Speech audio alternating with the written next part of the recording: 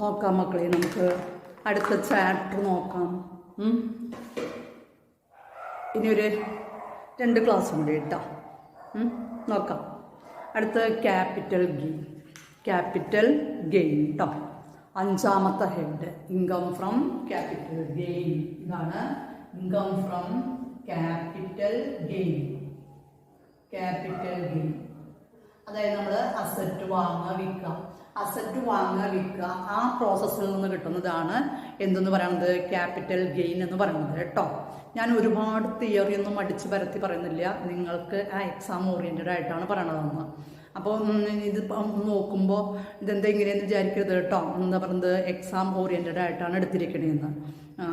നമ്മൾ എടുത്തു കഴിഞ്ഞതാണല്ലോ, ഒന്ന് റിവൈസ് നിർത്തുക എന്നുള്ളതല്ലേ ഇതിൻ്റെ ഉദ്ദേശം ഈ ക്ലാസ്സിൻ്റെന്ന് കേട്ടോ. അപ്പോൾ ക്യാപിറ്റൽ ഗെയിൻ 2 തരമുണ്ട്. ലോങ് ടേം ക്യാപിറ്റൽ ഗെയിൻ ഉണ്ട്, ഷോർട്ട് ടേം ക്യാപിറ്റൽ ഗെയിൻ ഉണ്ട്. എന്താ പറഞ്ഞേ, ലോങ് ടേം ക്യാപിറ്റൽ ഗെയിൻ ഉണ്ട്, ഷോർട്ട് ടേം ക്യാപിറ്റൽ ഗെയിൻ ഉണ്ട്. നമ്മൾ ഒരു അസറ്റ് വാങ്ങിച്ച് എക്സീഡിങ് 36 മന്ത്സ് 36 മാസത്തിനേക്കാൾ കൂടുതൽ നമ്മളുടെ കൈവശം വെക്കുകയാണെങ്കിൽ അത് long term capital asset. That means retained not exceeding 36 months. 36 മാസത്തിനേക്കാൾ കുറയാതെ ഉള്ള സമയമാണ് നമ്മുടെ കയ്യിലിരിക്കുന്നതെങ്കിൽ അത് short term capital asset. Long term capital asset വിറ്റ് കിട്ടുന്ന പ്രൊസീഡ്സ് ആണ് long term capital gain proceeds എന്ന് പറഞ്ഞാൽ അതിന് കോസ്റ്റൊക്കെ മൈനസ് ചെയ്തിട്ട് ബാക്കിയുള്ളത് കേട്ടോ. ഷോർട്ട് ടേം ക്യാപിറ്റൽ അസറ്റ് വിൽക്കുമ്പോൾ കിട്ടുന്നതാണ് ഷോർട്ട് ടേം ക്യാപിറ്റൽ ഗെയിൻ. സിമ്പിളായിട്ട് എങ്ങനെയാണ് പ്രോബ്ലം ചെയ്യേണ്ടതെന്നുള്ളത് പറഞ്ഞു തരാം കേട്ടോ, നോക്കിക്കോളൂ. ഇപ്പം നമ്മൾ ഷോർട്ട് ടേം ക്യാപിറ്റൽ ഗെയിൻ ആണ് കാൽക്കുലേറ്റ് ചെയ്യണമെന്ന് വെച്ചെങ്കിൽ അത് നമുക്ക് എന്താ പറയുക, അസസിക്ക് ഇൻഡെക്സേഷൻ, കോസ്റ്റിനെ ഇൻഡെക്സ് ചെയ്യാൻ ഇൻഡെക്സേഷൻ ബെനിഫിറ്റ് ഇല്ല. മനസ്സിലായോ? അതായത് സാധാരണ നമ്മൾ സെയിൽ പ്രൊസീഡ്സിൽ നിന്ന് ചെറിയ ക്ലാസ്സിലെ പ്രോഫിറ്റ് ഒക്കെ കണ്ടുപിടിച്ചിട്ടില്ലേ, sales price minus cost price എന്ന് ചെയ്യാറില്ല. അതുപോലെ തന്നെ സെയിൽ പ്രൊസീഡ്സിനെ ചിലപ്പോൾ നിങ്ങൾക്ക് നെറ്റ് കൺസിഡറേഷൻ ഒക്കെ ആവും തരിക, അത് അങ്ങനെ എടുത്താൽ മതി. നെറ്റ് കൺസിഡറേഷൻ തന്നെയാണ് ഞാൻ സെയിൽ പ്രൊസീഡ്സ് എന്ന് പറയുന്നത് കേട്ടോ. അപ്പൊ ഞാൻ എഴുതുമ്പോൾ sales short term calculation of short term capital gain or loss. എപ്പോഴും ഗെയിൻ തന്നെ വരണമെന്ന് നിർബന്ധമൊന്നുമില്ല, നഷ്ടവും വരാം, അപ്പൊ ലോസും ആവാവുന്ന. എങ്ങനെയാണ് പറയുന്നത്, സെയിൽസ് പ്രൊസീഡ്സ് കേട്ടോ. സെയിൽസ് പ്രൊസീഡ്സ് വിറ്റില്ല എന്നുള്ള മീനിങ് ഉള്ളൂ. സെയിൽ പ്രൊസീഡ്സ് എടുക്കാം, അതായത് നെറ്റ് കൺസിഡറേഷൻ ആയാലും കുഴപ്പമില്ല കേട്ടോ. ഇതിന്ന് എടുക്കുമ്പോൾ സെയിൽസ് പ്രൈസിന്റെ കൂടെ സെയിൽസ് പ്രൈസിൽ നിന്ന് മൈനസ് എന്ത് ചെയ്യണം പറയുന്നത്, ബ്രോക്കറേജ് ഒക്കെ ഉണ്ടെങ്കിൽ എന്ത് ചെയ്യണം, ബ്രോക്കറേജോ കമ്മീഷനോ അങ്ങനെ വല്ലതും ഉണ്ടെങ്കിൽ ലെസ് ചെയ്യണം. അതാണ് നെറ്റ് കൺസിഡറേഷൻ എന്നൊക്കെ പറയുന്നത് കേട്ടോ. ഇതിൽ നിന്ന് എന്ത് ചെയ്യാന്ന് പറയുന്നത്, ലെസ് കോസ്റ്റ് പ്രൈസ് ലെസ് ചെയ്യാം. കോസ്റ്റ് പ്രൈസ് എടുക്കുമ്പോൾ ശ്രദ്ധിക്കേണ്ട കാര്യം എന്ന് പറയുന്നത് പർച്ചേസ് ഞാൻ ഷോർട്ട് ഫോം എഴുതി കേട്ടോ. പർച്ചേസ് പ്രൈസ് പ്ലസ് എന്താണ്, ബ്രോക്കറേജ്. ഇതിന്റെ കൂടെ നമ്മൾ എന്ത് ചെയ്യണം, ബ്രോക്കറേജ് ആഡ് ചെയ്യണം കേട്ടോ. നിങ്ങൾ എന്തിനൊന്ന് ചിന്തിച്ചാൽ മതി. നിങ്ങളിപ്പോൾ ഒരു എന്താ പറയുന്നത് 5 സെന്റ് സ്ഥലം വാങ്ങിക്കുകയാണ്. അപ്പോൾ പർച്ചേസ് വാങ്ങിക്കുമ്പോൾ ബ്രോക്കർക്ക് കാശ് കൊടുക്കേണ്ടി വരുമ്പോൾ നിങ്ങളുടെ പർച്ചേസ് പ്രൈസിന്റെ കൂടെ ആ ബ്രോക്കറേജും കൂടി ആഡ് ചെയ്യണതാണ് നിങ്ങളുടെ ടോട്ടൽ കോസ്റ്റ് എന്ന് പറയുന്നത്, അല്ലെങ്കിൽ നിങ്ങൾക്ക് വരുന്ന ചെലവ് എന്ന് പറയുന്നത്. അപ്പോൾ പർച്ചേസ് പ്രൈസിന്റെ കൂടെ ബ്രോക്കറേജ് എന്ത് ചെയ്യണം, ആഡ് ചെയ്യണം. സെയിൽസ് പ്രൈസിൽ നിന്ന് ബ്രോക്കറേജ് എന്ത് ചെയ്യണം പറയുന്നത്, ലെസ് ചെയ്യണം. അത് കഴിഞ്ഞിട്ടുള്ള നെറ്റ് എമൗണ്ട് അല്ലേ നമ്മുടെ കയ്യിൽ കിട്ടുള്ളൂ എന്ന്. അപ്പോൾ ഈ സെയിൽസ് പ്രൊസീഡ്സിൽ നിന്ന് ഈ എന്താ പറയുന്നത് കോസ്റ്റ് പ്രൈസ് ലെസ് ചെയ്ത് കഴിഞ്ഞാൽ നമുക്ക് കിട്ടുന്ന ആൻസർ ആണ് ഐദർ എന്താണ് പറയുന്നത് short term capital gain or എന്താണ് ലോസ്. ഒന്നുകിൽ ഷോർട്ട് ടേം ക്യാപിറ്റൽ ഗെയിൻ ആയിരിക്കും, അല്ലെങ്കിൽ എന്തായിരിക്കും പറയുന്നത് ഷോർട്ട് ടേം ക്യാപിറ്റൽ ലോസ് ആയിരിക്കും കേട്ടോ. ഒന്നുകിൽ ഗെയിൻ അല്ലെങ്കിൽ എന്താണ് പറയുന്നത് ലോസ് ആണ്. ഇനി ലോങ് ടേം ക്യാപിറ്റൽ ഗെയിൻ കാണാനും വലിയ പ്രത്യേകതയൊന്നും ഇല്ല കേട്ടോ, അത് ഇത്ര മാത്രമേ ഉള്ളൂ. Long term capital gain or long term capital loss ആണെന്നെങ്കിൽ ഈ പ്രൊസീജിയർ ഒക്കെ സെയിം തന്നെ, അതിനൊരു മാറ്റവും ഇല്ല. പക്ഷെ ഇതില് കോസ്റ്റ് പ്രൈസ് ഇൻഡെക്സ് ചെയ്യേണ്ടി വരും. Cost price into current inflation index divided by base inflation index, ഇതും കൂടെ കൊടുക്കേണ്ടി വരുന്നു. എന്താ പറയുക, കറന്റ് ഇൻഫ്ലേഷൻ ഇൻഡെക്സ്. അതിൻ്റെ അർത്ഥം എന്താ വെച്ച് കഴിഞ്ഞാൽ, ഇപ്പം നമ്മൾ 10 അല്ലെങ്കിൽ 20 കൊല്ലം മുമ്പ് വാങ്ങിച്ച ഒരു അസറ്റ് ആണെങ്കിൽ അതിൻ്റെ ഇപ്പോഴത്തെ മാർക്കറ്റ് വാല്യൂവിൽ മാറ്റം ഉണ്ടായിരിക്കും. അതുപോലെ തന്നെ അന്ന് നമ്മൾ 5 സെൻറ്റ് അല്ലെങ്കിൽ 10 സെൻറ്റ് സ്ഥലം വാങ്ങിക്കാൻ കൊടുത്ത കാശായിരിക്കില്ല ഇപ്പോൾ, അല്ലെങ്കിൽ മണി വാല്യൂവിൽ മാറ്റം വന്നിട്ടുണ്ടാവും.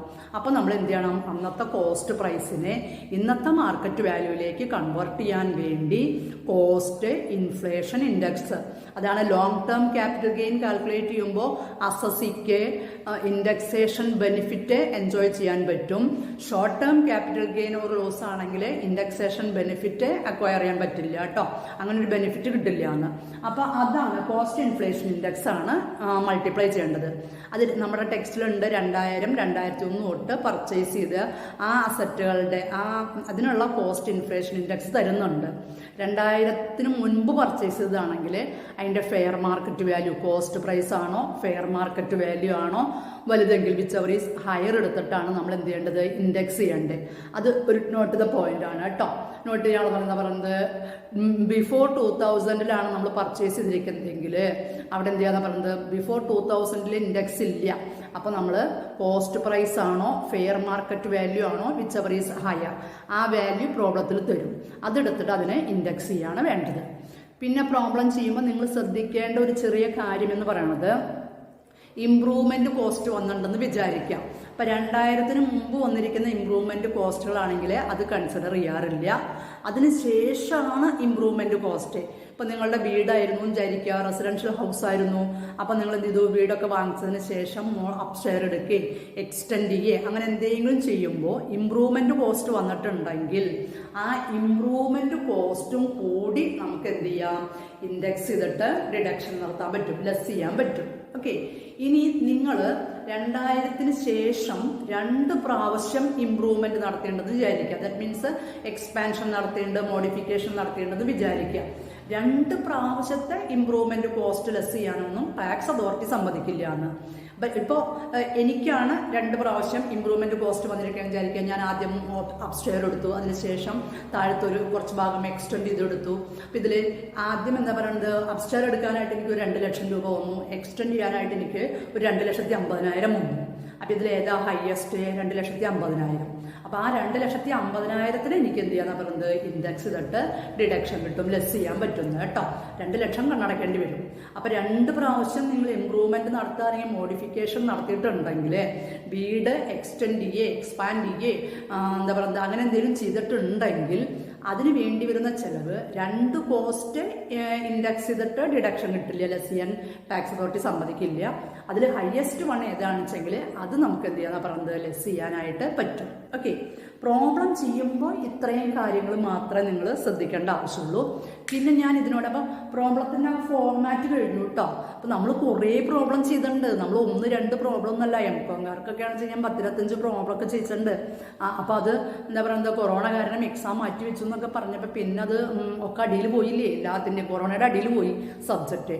അപ്പം അതിനൊന്ന് റിഫ്രഷ്മെൻറ്റ് നടത്തിയതാണ് ഈ ക്ലാസ്സുകൾ കേട്ടോ.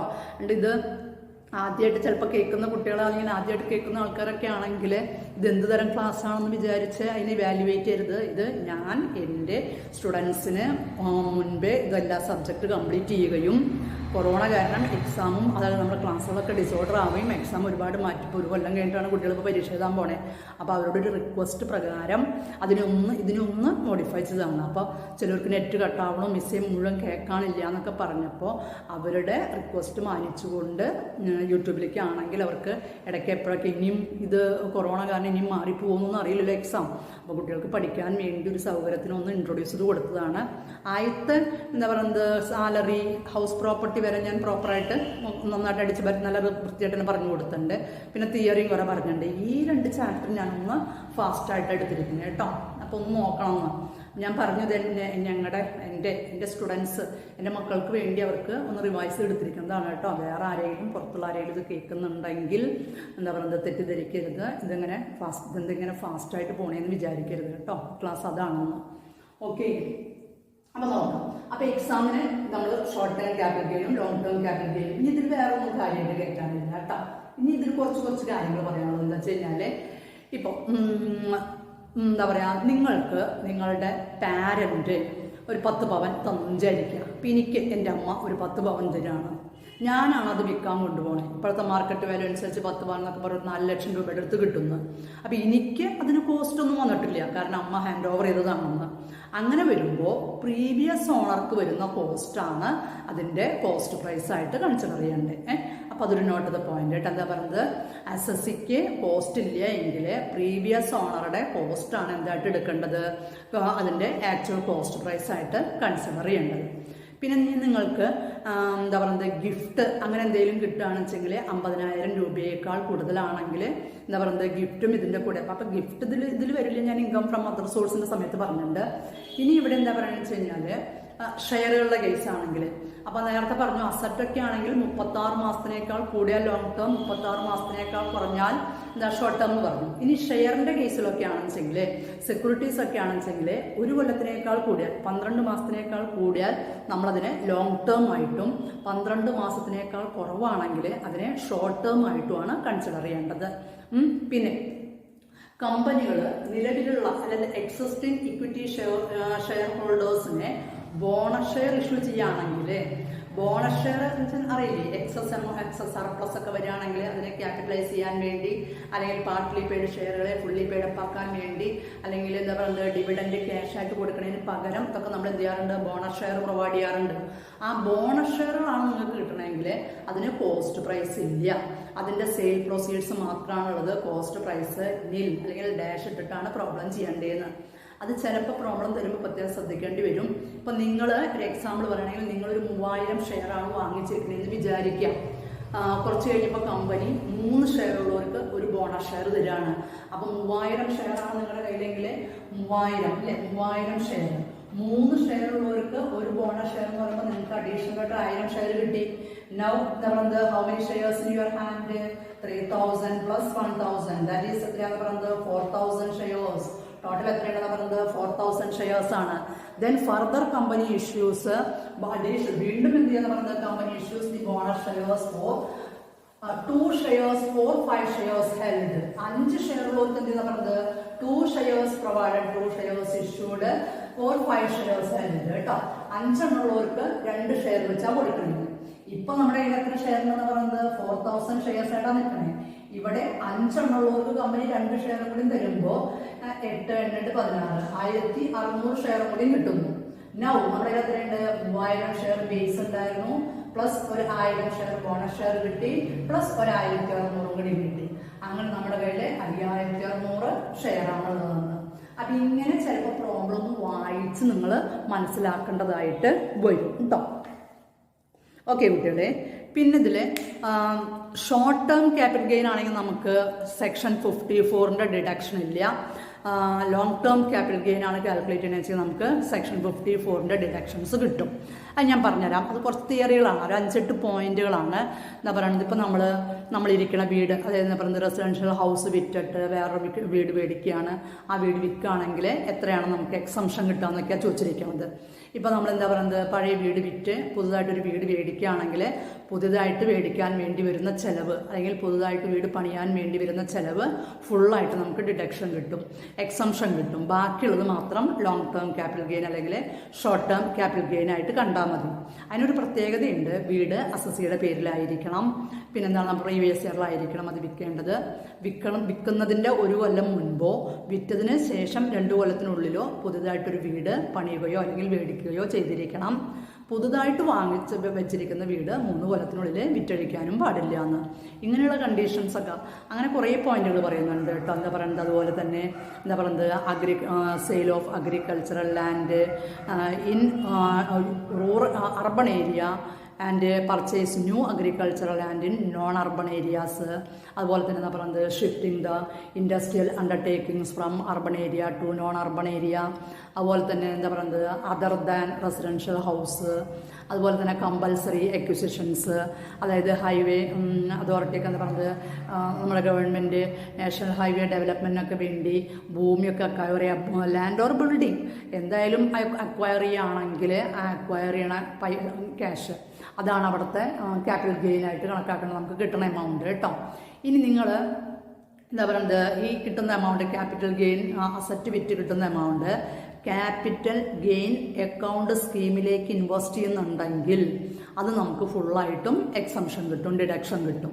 അതുപോലെ സ്പെസിഫൈഡ് സെക്യൂരിറ്റീസിലേക്ക് ഇൻവെസ്റ്റ് ചെയ്യുകയാണെങ്കിൽ ഒരു അസറ്റ് വിറ്റിട്ട് 6 മാസത്തിനുള്ളിൽ നിങ്ങളുടെ ഫണ്ട് സ്പെസിഫൈഡ് അല്ലെങ്കിൽ നോട്ടിഫൈഡ് ആയിട്ടുള്ള ബോണ്ടുകളിലേക്ക് ഇൻവെസ്റ്റ് ചെയ്യുകയാണെങ്കിൽ അത് നാഷണൽ ഹൈവേ അതോറിറ്റി ബോണ്ടുകൾ, അതുപോലെ തന്നെ എന്താ പറയുന്നത് ഇലക്ട്രിഫിക്കേഷൻ കോർപ്പറേഷൻ ബോണ്ടുകൾ, അങ്ങനെയുള്ള ബോണ്ടുകളിലേക്കൊക്കെയാണ് ഇൻവെസ്റ്റ് ചെയ്യണമെങ്കിൽ ഇതിന് 6 മന്ത്സിനുള്ളിൽ ഇൻവെസ്റ്റ് ചെയ്യണമെന്നുണ്ട് കേട്ടോ. അപ്പോൾ എന്ത് കിട്ടുന്ന പറയുന്നത് നിങ്ങൾക്ക് 50 ലക്ഷം രൂപ വരെ, 50 ലക്ഷം 50 lakhs വരെ നമുക്ക് എന്ത് കിട്ടും, എക്സംഷൻ കിട്ടും, ലെസ് ചെയ്യാം. ബാക്കിയുള്ളത് ടാക്സ് അടച്ചാൽ മതി കേട്ടോ. ഇനി ഇവിടെ പ്രോബ്ലം ചെയ്യുമ്പോൾ നിങ്ങളുടെ മെമ്മറിയിൽ നിൽക്കേണ്ട ഒരു ചെറിയ കാര്യം എന്ന് പറയുന്നത്, ഇപ്പോൾ നമ്മൾക്ക് ക്യാപിറ്റൽ ഗെയിൻ ആയിട്ട് കിടക്കുന്നത് എല്ലാം കാൽക്കുലേറ്റ് ചെയ്ത് കഴിഞ്ഞപ്പോൾ നമ്മുടെ കയ്യിലത്തെ എമൗണ്ട് 14,50,000 ആണെന്ന് വിചാരിക്കാം. നമ്മൾ പുതിയ വീട് മേടിക്കാനായിട്ട് 15 ലക്ഷമാണ് ചിലവഴിച്ചിരിക്കുന്നത് എന്ന് വിചാരിക്കാം. അങ്ങനെ ആകുമ്പോൾ നമ്മൾ പ്രപ്പോർഷനായിട്ടാണ് കൊടുക്കേണ്ടി വരിക കേട്ടോ. അതായത് ഈ എന്താ പറയുന്നത് വേണ്ടി വരുന്ന എമൗണ്ടിന് നമ്മൾ എന്താ പറയുക capital gain divide by net consideration എന്ന് പറഞ്ഞുകൊണ്ട് ആ പ്രപ്പോർഷനായിട്ട് എടുക്കേണ്ടി വരുന്നു. അതേ ഡിഡക്ഷൻ കിട്ടുള്ളൂ. പിന്നെ നിങ്ങൾ ഒരിക്കലും എന്താ പറയുന്നത് പ്രോബ്ലം ചെയ്ത് കഴിഞ്ഞ് വരുമ്പോൾ നെഗറ്റീവ് ഫിഗറിലേക്ക് എത്തിക്കരുത്. ഇപ്പം നമുക്ക് ക്യാപിറ്റൽ ഗെയിൻ ആയിട്ട് 8,80,000 കിട്ടി, നമ്മൾ 9 ലക്ഷം രൂപയുടെയാണ് പുതിയ വീട് മേടിച്ചിരിക്കുന്നത്, റെസിഡൻഷ്യൽ ഹൗസ് കേട്ടോ. റെസിഡൻഷ്യൽ ഹൗസ് മേടിച്ചിരിക്കുന്നത് 9 ലക്ഷം ആയി വെച്ചെങ്കിൽ 8,80,000 നമ്മുടെ കയ്യിൽ ക്യാപിറ്റൽ ഗെയിൻ ആയിട്ട് എടുക്കണുള്ളൂ എന്ന്. അപ്പോൾ 9 ലക്ഷം മൈനസ് ചെയ്തിട്ട് 20,000 രൂപ നെഗറ്റീവ് ഫിഗർ ഇടരുത് എന്ന്. അപ്പോൾ ആ 8,80,000 നിന്ന് 8,80,000 മാത്രം ലെസ് ചെയ്ത് കാണിച്ചാൽ മതിയെന്ന്. അപ്പോൾ ഇത്രയും കാര്യങ്ങളൊക്കെയാണ് ക്യാപിറ്റൽ ഗെയിനിൽ ശ്രദ്ധിക്കേണ്ടത്. പിന്നെ എന്താണെന്ന് വെച്ചാൽ ക്യാപിറ്റൽ ഗെയിനിൽ ലോങ് ടേം ക്യാപിറ്റൽ ഗെയിനിന് കോൺസ്റ്റൻറ്റ് ടാക്സ് റേറ്റ് ആണ് 20%. അത് പ്രത്യേകം ശ്രദ്ധ ഉണ്ടാവണം. കാരണം എന്താ വെച്ച് കഴിഞ്ഞാൽ നമ്മൾ ടോട്ടൽ ഇൻകം കാൽക്കുലേറ്റ് ചെയ്യുമ്പോൾ ലോങ് ടേം ക്യാപിറ്റൽ ഗെയിനിന് 20% കോൺസ്റ്റൻറ്റ് ടാക്സ് റേറ്റ് ആണ്. അപ്പോൾ ടോട്ടൽ ഇൻകത്തിൽ നിന്ന് ലോങ് ടേമിൻ്റെ എമൗണ്ട് മാറ്റി നിർത്തി ബാക്കിയുള്ളതിനെ സ്ലാബ് കണ്ട് ചെയ്യും, ഇതിന് 20% ചെയ്യുന്നു. പിന്നെ എന്താ പറയുന്നത് ഇക്വിറ്റി ബോണ്ടുകളിലേക്ക് എന്താ പറയുന്നത് ഇക്വിറ്റി ഷെയറിലേക്കൊക്കെയാണ് ഇൻവെസ്റ്റ് ചെയ്യണമെന്ന് വെച്ചെങ്കിൽ സെക്ഷൻ നോട്ടിഫൈ ചെയ്തിട്ടുണ്ട് വെച്ചെങ്കിൽ ഷോർട്ട് ടേം ക്യാപിറ്റൽ ഗെയിൻ 15% കേട്ടോ. അത് അല്ലാത്ത കേസിൽ short term capital gain normal income തന്നെയാണ്. അപ്പോൾ നമ്മൾ സാധാരണ ഇൻകത്തിൻ്റെ കൂടെ ആഡ് ചെയ്തിട്ട് നോർമൽ സ്ലാബ് നോക്കിയിട്ട് നമ്മൾ സാധാരണ സ്ലാബ് പഠിക്കുന്നില്ലേ, ആ സ്ലാബിൽ അങ്ങോട്ട് അലോക്കേറ്റ് ചെയ്ത് കൊടുത്താൽ മതിയെന്ന്. ഇത്രയും കാര്യങ്ങളാണ് ഇതിൻ്റെ ഉള്ളിൽ കിടക്കുന്നത്, ഈ ക്യാപിറ്റൽ ഗെയിൻ എന്ന് പറയുന്ന ചാപ്റ്ററിൽ കിടക്കണേന്ന്. ഇത്രയും കാര്യങ്ങൾ മതി. പിന്നെ ആ 8 പോയിന്റ് ഞാൻ പറഞ്ഞില്ലേ, ട്രാൻസ്ഫറുകളാണ്, സെയിൽ ചെയ്യണതാണ്. ആ 8 പോയിന്റ് ഇത്രയും കാര്യങ്ങളെ ശ്രദ്ധിക്കുന്നുണ്ടോ. നമ്മൾ ഏത് അസറ്റാണോ വിൽക്കണമെന്ന് വെച്ചെങ്കിൽ വിൽക്കുന്ന അസറ്റ് അസസിയുടെ പേരിലായിരിക്കണം. അത് വിൽക്കണേൻ്റെ 1 കൊല്ലം മുൻപോ വിറ്റതിന് 2 കൊല്ലത്തിനുള്ളിലോ പുതിയതായിട്ടൊന്ന് മേടിച്ചിരിക്കണം. പിന്നെ വിറ്റ സാധനം അല്ലെങ്കിൽ ആ വിറ്റ പ്രോപ്പർട്ടി ഏതാണെന്ന് പുതിയതായിട്ട് വാങ്ങിച്ചത് അല്ലെങ്കിൽ പുതുതായിട്ട് പണിതത് 3 കൊല്ലത്തിനുള്ളിൽ എക്സ്ചേഞ്ച് ചെയ്യാൻ പാടില്ല, അസസിയുടെ കൈവശം ഉണ്ടായിരിക്കണം. അങ്ങനെയാണെങ്കിൽ അത് പർച്ചേസ് ചെയ്യാൻ വേണ്ടി വന്ന ചിലവ് അല്ലെങ്കിൽ അത് കൺസ്ട്രക്ട് ചെയ്യാൻ വേണ്ടി വന്ന ചിലവ് അല്ലെങ്കിൽ നോട്ടിഫൈഡ് ആയിട്ടുള്ള സ്പെഷ്യൽ ബോണ്ടുകളിലേക്കൊക്കെ ഇൻവെസ്റ്റ് ചെയ്തിട്ടുണ്ടെങ്കിൽ 50 ലക്ഷം രൂപ വരെയൊക്കെ നമുക്ക് എന്ത് കിട്ടുന്ന പറയുന്നത് എക്സംഷൻ കിട്ടും. അങ്ങനെ കുറച്ച് കാര്യങ്ങൾ മാത്രമാണ് ഈ ക്യാപിറ്റൽ ഗെയിനിൽ പറയുന്നത് കേട്ടോ. പിന്നെ എനിക്ക് PG സ്റ്റുഡൻസിനോട് എംകോംകാരോട് പറയാനുള്ളത്, ഇനി എൻ്റെ ഭാഗത്തുനിന്ന് ഒരു ചെറിയൊരു ഇത് വന്നിട്ടുണ്ട്. എന്താ വെച്ചാൽ നമ്മൾ ആ തിയറി എടുത്തപ്പോൾ 15ാമത്തെ ചാപ്റ്റർ എടുത്തിട്ടുണ്ടായിരുന്നു, പ്രൊസീജിയർ ഫോർ അസസ്മെൻ്റ് എടുത്തപ്പോഴേ ഞാൻ പേജ് മറിച്ചപ്പോൾ 2 പേജ് ഒരുമിച്ച് മറിഞ്ഞു പോയിന്ന്. അപ്പോൾ അതിൽ 6 പോയിന്റ്, 5-6 പോയിന്റ് പറയാൻ മറന്നു പോയിട്ടുണ്ട്. അത് ഞാൻ ഇതിനോട് കൂടി കണക്ട് ചെയ്യുന്നുണ്ട്. നമ്മുടെ ചാപ്റ്റർ പ്രൊസീജിയർ ഫോർ അസസ്മെൻറ്റിൽ types of income tax returns പറഞ്ഞു. ഞാൻ അതിൽ 2 എണ്ണം പറഞ്ഞു, വളണ്ടറി റിട്ടേണും പറഞ്ഞു, അതുപോലെ തന്നെ കമ്പൽസറി റിട്ടേണും പറഞ്ഞു. വളണ്ടറി റിട്ടേണിൽ ഞാനൊരു 5 പോയിന്റ് പറഞ്ഞു നിർത്തിയിട്ടുണ്ട്. ഇൻഡിവിജ്വൽസ്, അതുപോലെ തന്നെ എന്താ പറയുന്നത് നോൺ റെസിഡൻറ്റ് ഇന്ത്യൻസ്, അതുപോലെ 3rd point cooperative societies, 4th point companies or firm, next charitable trust. അതൊക്കെ ഞാൻ അന്ന് തിയറി എക്സ്പ്ലെയിൻ ചെയ്തപ്പോൾ പറഞ്ഞിട്ടുണ്ടായിരുന്നു. ഇനി ഒരു 2-3 പോയിന്റ് കൂടി എന്ന് പറയുന്നത് പൊളിറ്റിക്കൽ പാർട്ടീസ്. അതായത് പൊളിറ്റിക്കൽ പാർട്ടീസ് ഏത് രജിസ്റ്റേർഡ് പൊളിറ്റിക്കൽ പാർട്ടീസ് ആണെങ്കിലും അവർക്ക് ഇൻകം ഉണ്ടോ ഇല്ലേ എന്നുള്ളതൊന്നും ടാക്സ് അതോറിറ്റീസിന് അറിയണ്ട. അവർ ഈച്ച് ഇയറിൽ എന്താണെന്ന് പറയുന്നത് റിട്ടേൺ ഫയൽ ചെയ്തിരിക്കണം കേട്ടോ. ടാക്സ് റിട്ടേൺസ് ഫയൽ ചെയ്തിരിക്കണം. അതുപോലെ അതർ അസസേഴ്സ്, അതുപോലെ എന്താ പറയുക ടാക്സ് അടയ്ക്കാൻ ബാധ്യതയുള്ള അല്ലെങ്കിൽ ടാക്സ് സ്ലാബിലേക്ക് ഇൻകം വന്നിരിക്കുന്ന ഓരോ വ്യക്തിയും എന്ത് ചെയ്യണം. ഇപ്പോൾ ഒരു കൊല്ലം ഇൻകം ഇല്ല എന്ന് വിചാരിച്ചിട്ട് ഇപ്പോൾ സപ്പോസ് ഇപ്പം മിസ്സിനൊക്കെ നോക്കിക്കോളൂ, ഇക്കൊല്ലം കൊറോണയ്ക്ക് ആയ കാരണം കൊണ്ട് ഈ അക്കാഡമിക് ഇയറിൽ ഇൻകത്തിൽ കുറച്ച് മാറ്റമുണ്ട്. അപ്പോൾ ചിലപ്പോൾ എന്താ പറയുന്നത് ചിലപ്പോൾ ടാക്സ് അടയ്ക്കേണ്ടി വരില്ല, എനിക്കൊന്നും ചിലപ്പോൾ ഈ വർഷം ടാക്സ് അടയ്ക്കേണ്ടി വരില്ല, എമൗണ്ട് ഉണ്ടാവില്ലായിരിക്കും. പക്ഷെ എന്ത് ചെയ്യണം, റിട്ടേൺ ഫയൽ ചെയ്ത് കൊടുക്കണം. കാരണം കഴിഞ്ഞ കൊല്ലം വരെ ടാക്സ് പേ ചെയ്തിരിക്കുന്നതാണ്. അപ്പോൾ ഇക്കൊല്ലം എന്ത് ചെയ്യേണ്ടി വരും, ടാക്സ് റിട്ടേൺ ഫയൽ ചെയ്ത് എടുക്കണം. അതാണ് അതിൻ്റെ പ്രത്യേകത കേട്ടോ. അതുപോലെ എന്താ പറയുന്നത് ഇൻകം ടാക്സ് റിട്ടേൺ ഫയൽ ചെയ്യേണ്ടത് ത്രൂ കമ്പ്യൂട്ടർ റീഡബിൾ മീഡിയ. അത് നമ്മൾ പറഞ്ഞിരുന്നല്ലോ, എന്താ പറയുന്നത് കമ്പ്യൂട്ടറൈസ്ഡ് ടാക്സ് മാനേജ്മെൻറ്റ് പറഞ്ഞില്ലേ, അത് പിന്നെ അവിടെ ഫുള്ളായിട്ട് എക്സ്പ്ലെയിൻ ചെയ്തെടുത്തിട്ടുണ്ട്. പിന്നെ റിട്ടേൺ ഓഫ് ലോസ്.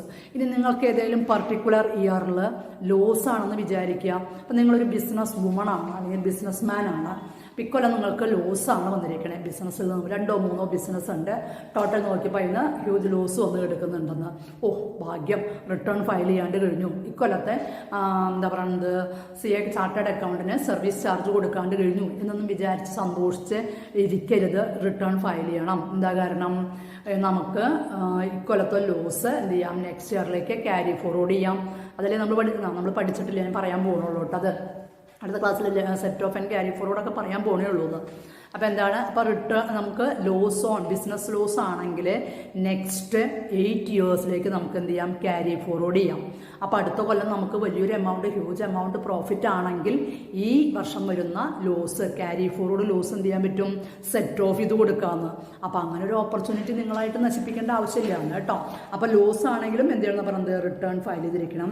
പിന്നെ belated returns, income tax authorities return file ചെയ്യാനായിട്ട് നമുക്ക് സഫീഷ്യൻ്റ് ആയിട്ടുള്ള സമയം തരും. 3-4 മാസമൊക്കെ തരും. ഇപ്രാവശ്യം 2-3 മാസം കൊണ്ട് വേറെ നീട്ടുണ്ടായി, അവർ 2-3 മാസം തരും. അതിനുള്ളിൽ നമ്മൾ റിട്ടേൺ ഫയൽ ചെയ്യാതെ വരികയാണെങ്കിൽ അവർ എന്താ പറയുന്നത് വിത്ത് ഫൈനായിട്ടുള്ള ഒരു ഡേറ്റും കൂടി കിട്ടും. അതിനുള്ളിൽ നമ്മൾ റിട്ടേൺ ഫയൽ ചെയ്തിരിക്കണം കേട്ടോ. പിന്നെ റിവൈസ്ഡ് റിട്ടേൺസ് എന്ന് പറഞ്ഞു കഴിഞ്ഞാൽ നമ്മൾ ഏതെങ്കിലും ടാക്സിൻ്റെ സ്റ്റേറ്റ്മെൻറ്റുകളോ ഫോർമാറ്റുകളോ അല്ലെങ്കിൽ എന്താ പറയുന്നത് വൗച്ചേഴ്സ് ഏതെങ്കിലും വെക്കാനായിട്ട് മറന്നു പോവുക അല്ലെങ്കിൽ വെക്കാതിരിക്കുകയോ നമ്മുടെ ഭാഗത്ത് നിന്ന് എന്തെങ്കിലും ഡിഫോൾട്ട് വരികയാണെന്ന് വെച്ചെങ്കിൽ റിവൈസ്ഡ് ആയിട്ടുള്ള റിട്ടേൺസ് ഫയൽ ചെയ്യേണ്ടി വരും. അത് അവർ വിത്തിൻ 2 വീക്സ് അതൊക്കെ പറയുന്നു. ആ സമയത്തിനുള്ളിൽ റിവൈസ്ഡ് സ്റ്റേറ്റ്മെൻറ്റ് അല്ലെങ്കിൽ റിവൈസ്ഡ് റിട്ടേൺ ഫയൽ ചെയ്ത് കൊടുക്കേണ്ടി വരും കേട്ടോ. അപ്പോൾ നമ്മൾ എന്ത് ചെയ്യുന്ന പറയുന്നത് വളണ്ടറി റിട്ടേൺസ് കഴിഞ്ഞു. ഈ ടൈപ്സ് ഓഫ് റിട്ടേൺസ് 2 തരമാണ്. ഒന്ന് വളണ്ടറി റിട്ടേണും മറ്റൊന്ന് കമ്പൽസറി റിട്ടേണും ആണ്. അപ്പോൾ വളണ്ടറി റിട്ടേണിലാണ് നമ്മളിപ്പോൾ പറഞ്ഞ 9 പോയിന്റ് പഠിച്ചത്.